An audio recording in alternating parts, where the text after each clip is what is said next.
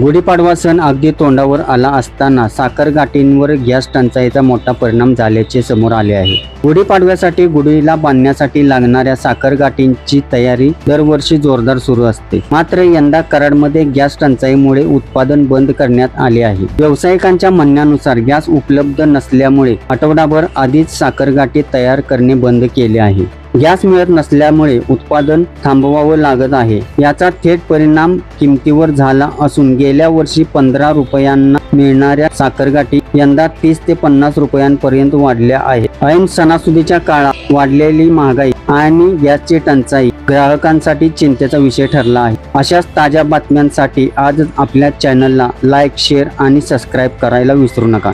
सागर दंडवते, पृथ्वी news, Karad. जे वडील आमचे जवळजवळ वयाच्या 18 वर्षापासून असून ते 70 पर्यंत करत होते। 70 पासून झाल्यानंतर माझ्या हातात मी घेतलं, ते चालू केलं म्हणजे 1965 पासून।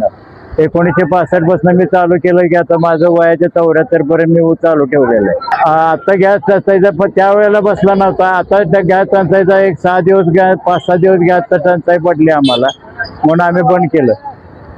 महागाई वाढलेली आहे आता, बरोबर तो कसा आहे, मजूर वाढला, गॅस वाढला, गॅस मिळाला। 4 दिवस भट्ट्या बंद, 20 दिवस चालायचे तिथं 5 दिवस भट्ट्या बंद पडलेल्या आहेत आणि त्या कारणानं उत्पादन कमी झालेलं आहे। साखरेचे बी दर वाढलेले आहेत, त्या कारणानं कुठली गोष्ट आम्हाला सुचली नाही। आम्ही हा एवढ्या मालावर आम्ही गॅस मिळाल्यानंतर आम्ही बंद केलेलं आहे।